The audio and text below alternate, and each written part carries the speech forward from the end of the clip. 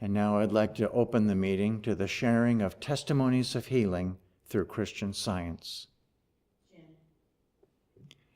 Jim from Arizona, go ahead. Good evening. Recently I was awake off and on during the night. My right shoulder was annoying me.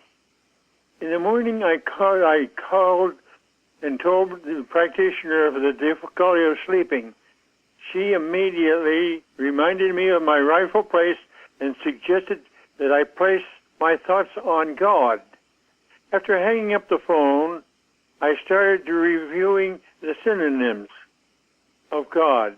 I had not completed the 7 of them, and all of a sudden I realized the achy, dull ache was nearly disappeared. A number of times the pain tried to show up again, and I met this attack with a loud and verbal no. When the shoulder was feeling normal, I called the practitioner back and to tell her of this rapid healing. I am most grateful for this rapid change from discomfort to one of comfort. Thank you. Thank you. Tom from Iowa, go ahead. I'm grateful for having found this church many years ago. It's been a beacon of light to me for many years. I also am grateful for the lesson sermons and for practitioner support. Thank you. Thank you. Linda from Pennsylvania, go ahead. Good evening. Thank you for the readings tonight on patience. I want to express my gratitude for a healing of back pain after I called a Plainfield practitioner for help. The night after doing some heavy housework, I woke up with lower back pain. It was hard to sleep or get comfortable. And the next day, I needed to drive for a few hours.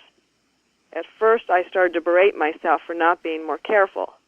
But then I remembered a quote from Edward Kimball in his article titled Poise. Quote, "Avoid self-depreciation. It is always a step backward and will keep you on a low level." End quote. I am grateful for our every available audios on our website and listened on and off as I dozed that night to help keep my thought on God and away from the pain and worry. I contacted my Plainfield practitioner before leaving the next day. Her quick, tender response and assurance of my safety and God's care immediately relieved me. I felt more confidence. I was able to drive, though I was still uncomfortable, and do what I needed to do. Our church service and class were a healing atmosphere for me that day especially, as they always are. By the time I headed to go home, there was very little pain. It was completely diminished by the next day, and I was able to move freely for work. And it did not return. I also learned a lesson in not being so willful in my housework. I am grateful for what I'm learning here about stopping and listening for God's angels so you know what the next thing to do, the next right thing to do, and how to do it. Thank you very much, everyone, and have a good evening. Thank you. Chardell from Pennsylvania, go ahead. Oh, thank you. What beautiful readings and the music. Thank you so much. Tonight, I would like to tell how grateful I am for a healing that came about, and I wasn't aware of it right away. One eye was weepy for many months. The other day, I noticed that this ailment had disappeared, gone into nothingness. I had not asked directly for help with this situation, but I know that my practitioner is directly responsible for this lovely healing. I have been directed to confront any irritation that is keeping me from correct thinking and living. And that is exactly what I have been trying to do and been doing.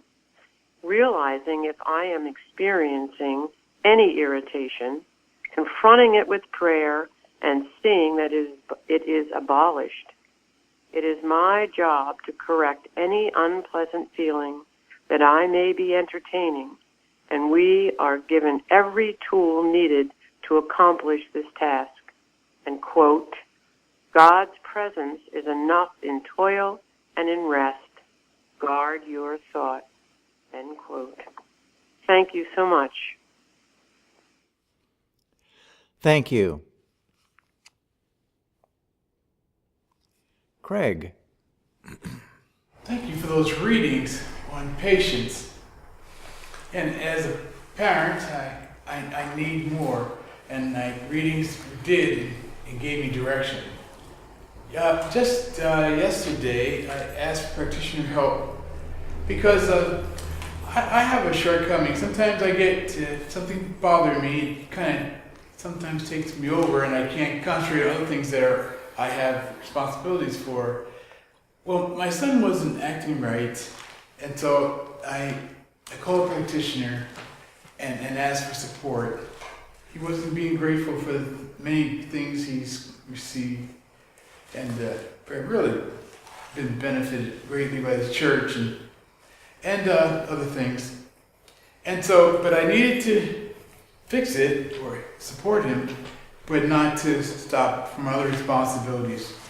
Well, practitioner, after talking to her, I stopped the anguish and disappointment and just felt I could be strong, and I did.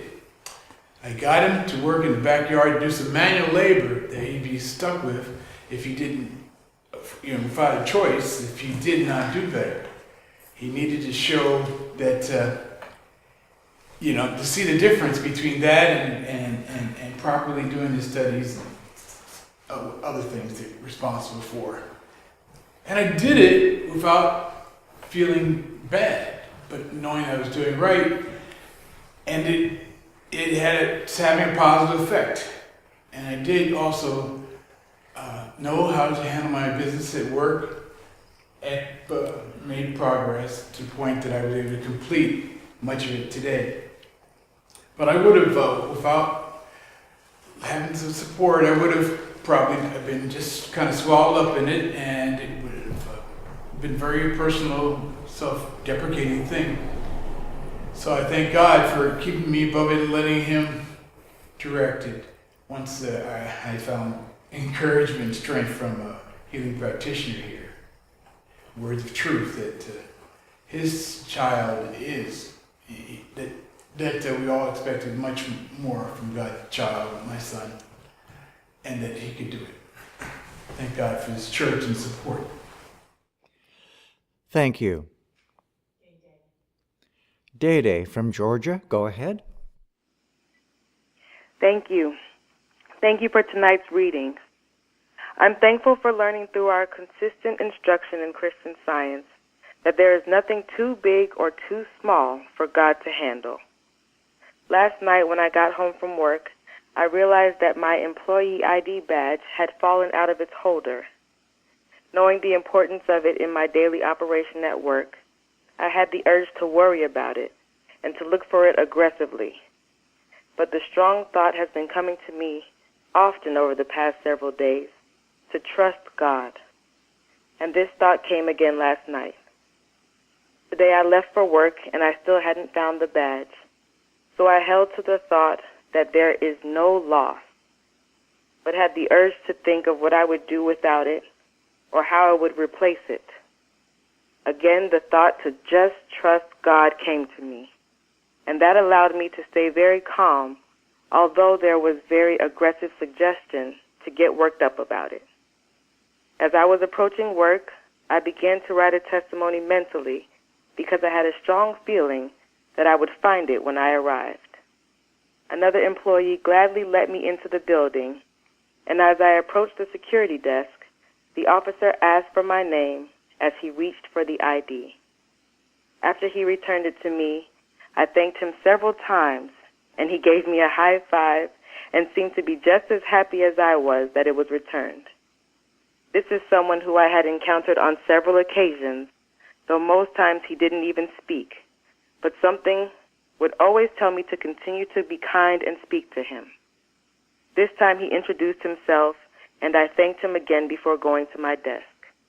I'm so thankful to be learning the importance of trusting God in all things and to see constant proof that all things work together for good to them that love God.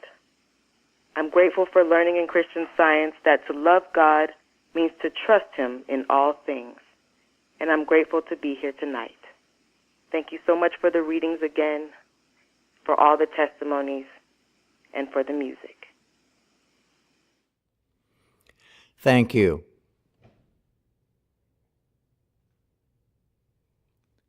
Jeremy. I'm grateful tonight for the way that Christian Science is replacing all the negative aspects of my old existence with the wonderful blessings, joy, and hope of life in God. In the decades before coming to Plainfield, my life became increasingly godless and simultaneously less worth living. I never saw at the time how obvious that correlation was. As time went on, I found myself starting to dream of a time where my life might be better, although I had no idea how to make that happen. This only made me more frustrated and until I could no longer even pretend to hope for more.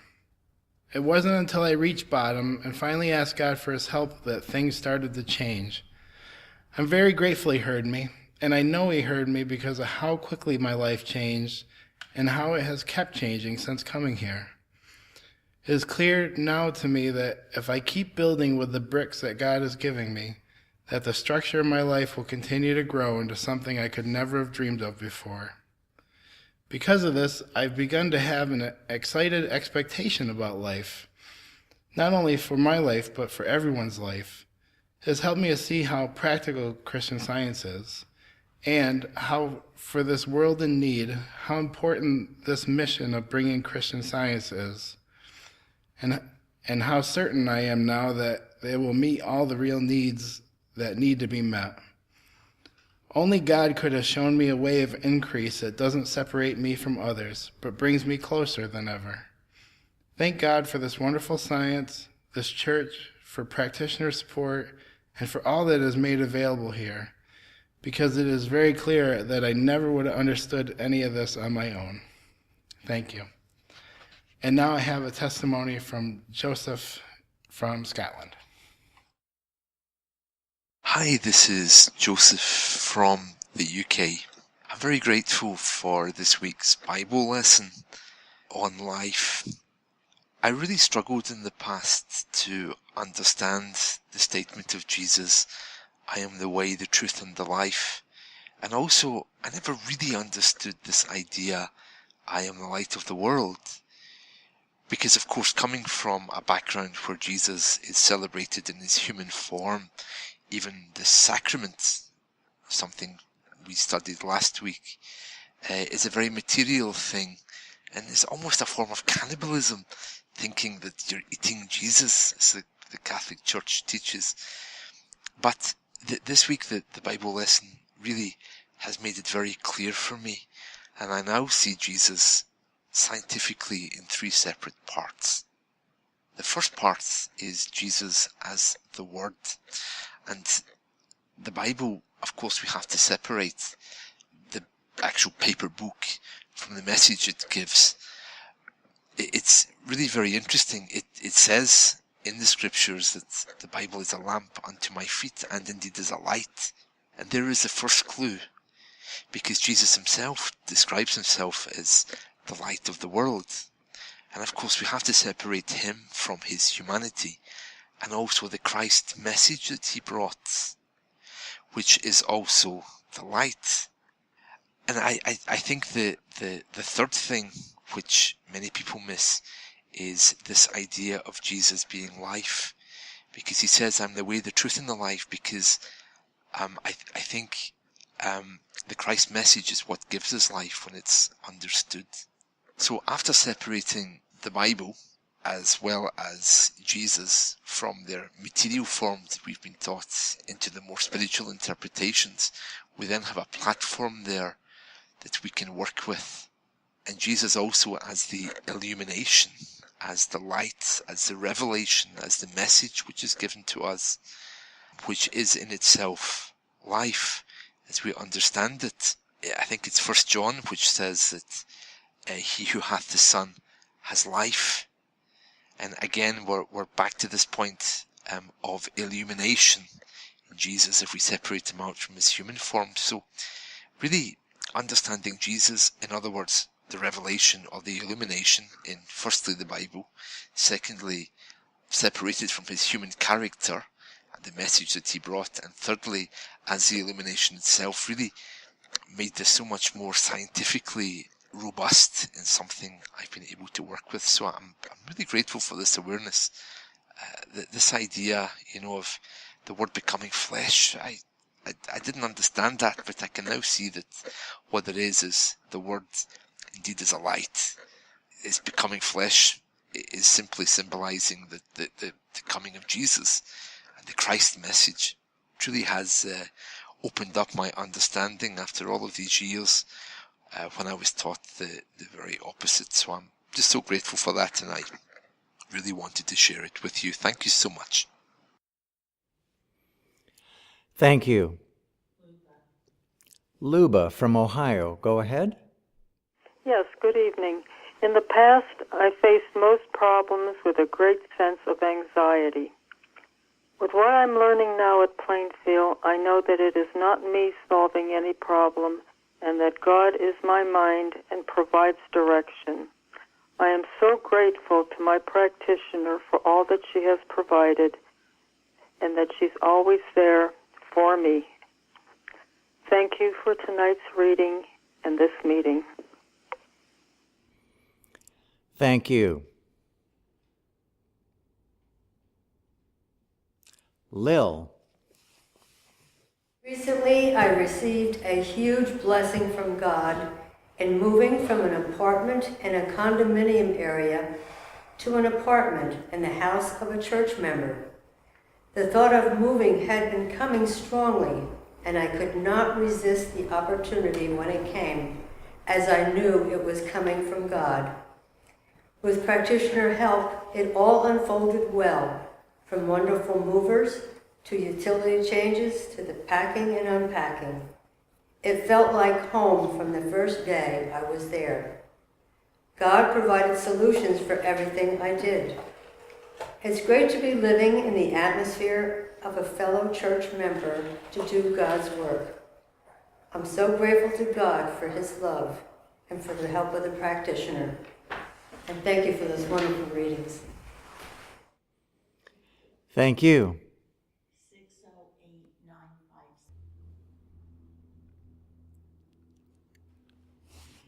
Carol. In the next Love is the Liberator magazine that was mentioned a little earlier, there's an article in there by Herbert Eustace. It's titled Now. And one sentence of it says, "Today is the all-important moment."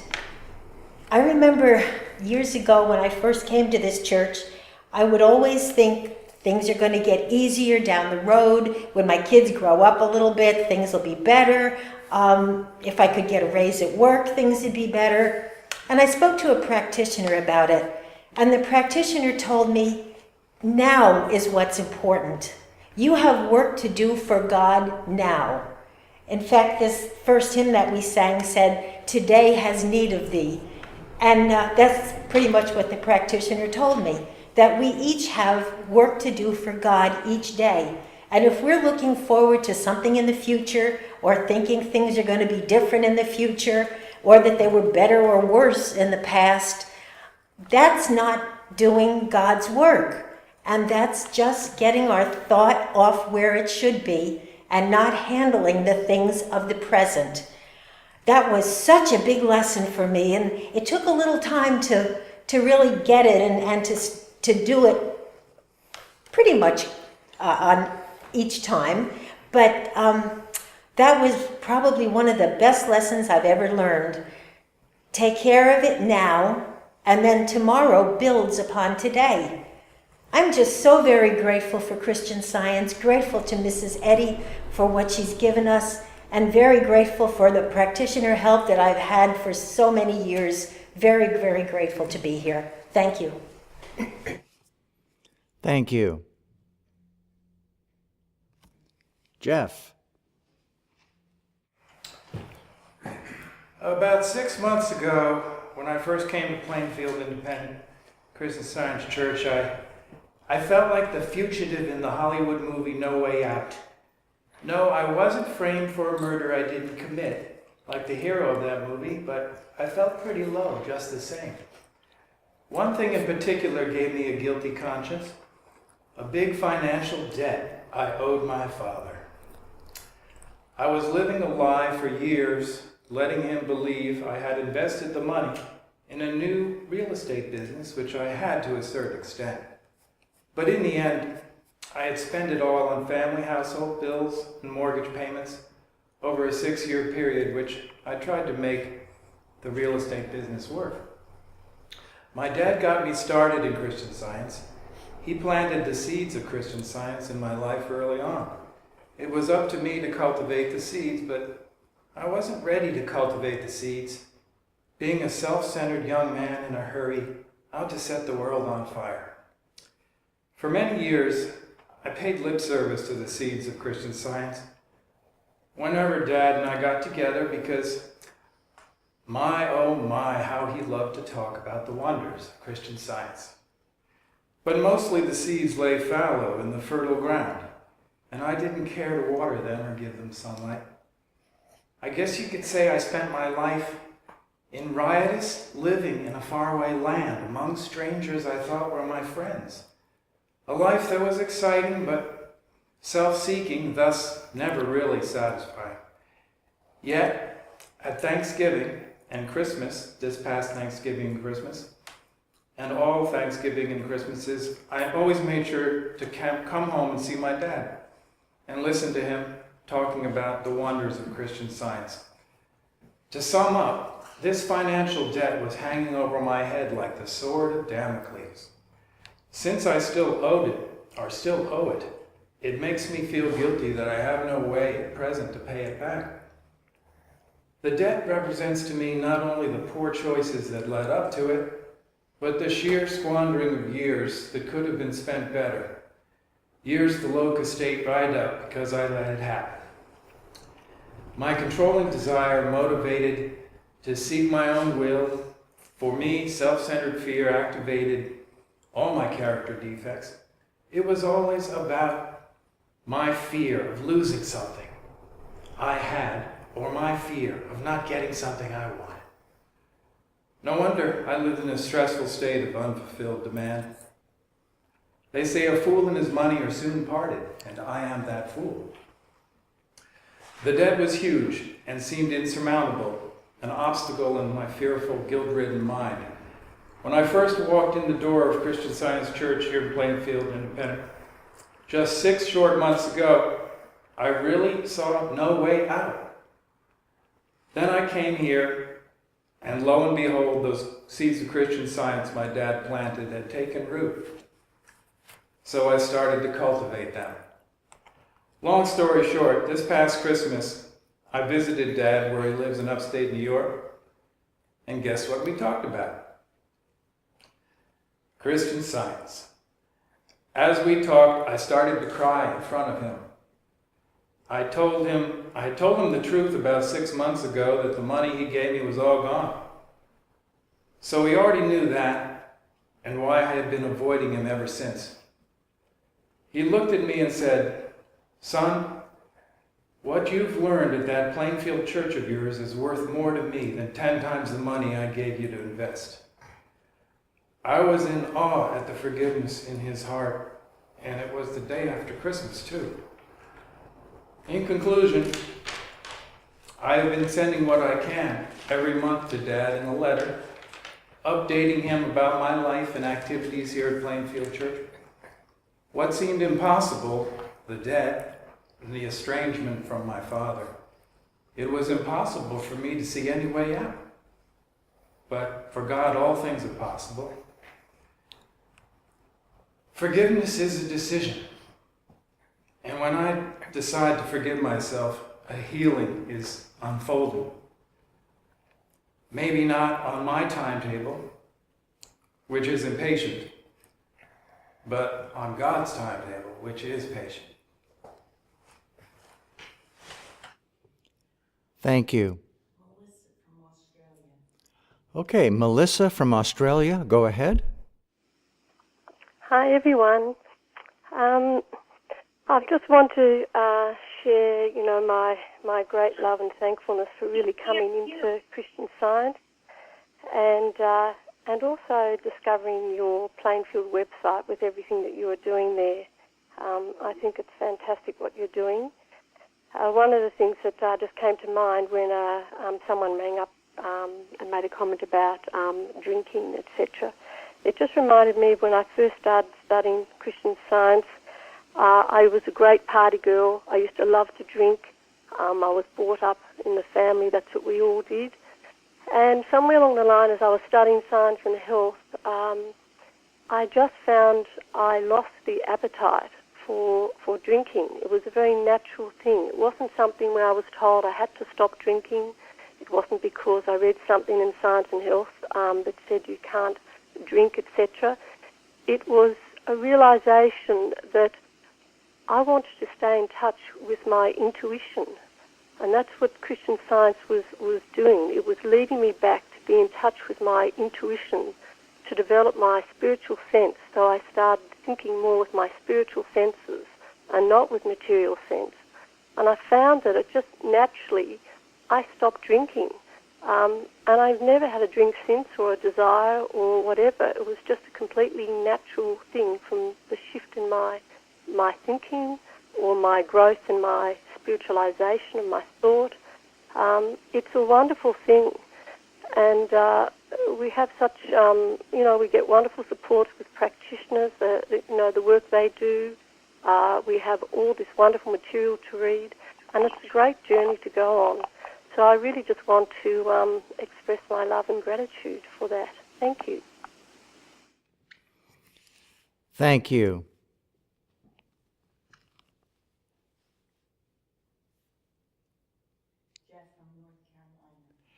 Jeff from North Carolina, go ahead. Good evening. It's great to be here this evening. And I want to express my gratitude for being able to attend the church and to listen to the testimonies, the lovely testimonies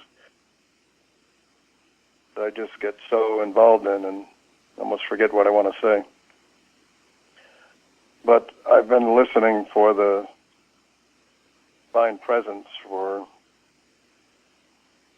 a long time, and has finally broken through, and much has been revealed to me, and so much that I can't express it right now. I just want to thank you all for everything that's offered at this church, and all the love from every one of you. Thank you. Good evening. And thank you, Jeff. Mary, go ahead. I'll read from our church website bulletin board, the first from Georgia. So happy to have spent New Year's Day at Plainfield. Cannot think of a better way to start the new year. As my husband and sister and I were turning onto Prospect Avenue, my husband said to my sister, "Look, there it is." He was referring to the Plainfield Christian Science Church. There it was indeed, looking so regal, showing its strength, power, and love to the community and the world. It is really a beautiful sight. Very grateful to have been with you all. Many thanks for your tireless dedication in bringing forth Mrs. Eddy's Pure Christian Science. And we were very grateful to see you as well. So glad you made the trip. And then Pennsylvania. I appreciated hearing the daily duties after the lesson this week. Joseph read them beautifully with such love and care. Thank you. And then another from Pennsylvania. I want to thank Mrs. Roberts for assembling the forum highlights. What a gift. I like to get it in print form because I often carry it with me. It is wonderful because it contains all the things we have been learning from the lesson sermon, and people share their ideas, comment on what others say, and also share their prayers. Here is a small example. Quote, "This morning when I read the golden text, Proverbs 16:4, the Lord has made all things for himself, I thought, that includes me. So then God made me for himself, for a reason, and I am his and not my own, and he cares for me." End quote. Rereading the highlights from the forum is a great comfort. Thank you. And this next one is an email from someone in New Mexico. He's been with us for a little while, and he actually is a Navajo Indian from a reservation in New Mexico. We're always excited when new people find us, and they find us from all over our nation and the world. So he writes, I study the weekly lessons that I receive in the U.S. mail from the Plainfield Church. Whenever I have the opportunity, I go to the lesson forum to read other members' intake on the weekly lessons. I find this interesting and helpful. I also find an abundant reading study material, like Bicknell Young and others, to enhance my understanding of Christian Science and of Mrs. Eddy's writings, all on your website. For the record, I am class taught by a teacher from San Diego and was a member of a local branch church in New Mexico. I felt I did all the church activities I could, but still I stagnated. Hence, I left the branch church and explored a couple of mainstream churches until I came across the Plainfield website. Again, I thank you all. And we're certainly glad he found us. Thank you so much for those beautiful readings, very holy readings, on patience. And, certainly heartrending to hear the patience of dear Christ Jesus. A definition we were given some time ago on that word patience was confident expectancy of good. And I've always remembered that and thought about it because sometimes the word patience, you sort of associate it maybe with something dreary. And it's not really the waiting, but it's how you wait. And many times we go through trials, difficulties. We are tested. Our faith is tested. But if we have this confident expectancy of good, if we keep our focus on God the Father and know that he will bring us through it, and if we keep our joy and our peace, God does bring us through it, and we will have grown immeasurably through any seeming trial or difficulty. I thought it was interesting in this week's lesson in Matthew 19, it's about the rich man who is wanting eternal life, and he speaks to Christ Jesus and asks how he can have eternal life, and Jesus asks him if he obeys the commandments, and the rich man is quite sure that he does everything that he should be doing. And then Jesus says to him, "If thou wilt be perfect, go and sell that thou hast, and give to the poor, and thou shalt have treasure in heaven, and come and follow me." And as we know in that story, the rich man who had many treasures felt he couldn't do that, couldn't do what the Christ was asking of him. In a commentary, and I have this written in the margin of my Bible, I'm not sure which commentary, but it was the word perfect in that case. This person said that it is to have that spiritual maturity which accompanies a self-sacrificing character. So what the Christ was asking of this man was testing him to see if he had a self-sacrificing character, if he was ready to give of himself. I thought, kingdom of heaven is not a selfish pursuit. It is not something you seek selfishly. And I say this because once certainly in my study of Christian Science, that's how I felt it was. I thought I was looking for things for myself to make my health better, my pocketbook better, whatever. It was a selfish pursuit at that time on my part. But that is a total misconception of Christian Science. It requires self-sacrifice. It requires that we give and that we include all mankind in our prayers. It won't work unless you do that. And so this case of the rich man is a good example of this. He was being required to go up higher and to have an unselfed purpose, an unselfed aim in life. In miscellaneous writings, Mrs. Eddy says, "What has not unselfed love achieved for the race? All that ever was accomplished, and more than history has recorded." And also in Miscellany, "The little that I have accomplished has all been done through love, self-forgetful, patient, unfaltering tenderness." Those are quite some words, and so it is now with each one of us here. All that can be accomplished must be through unselfing ourselves and having the love for all mankind.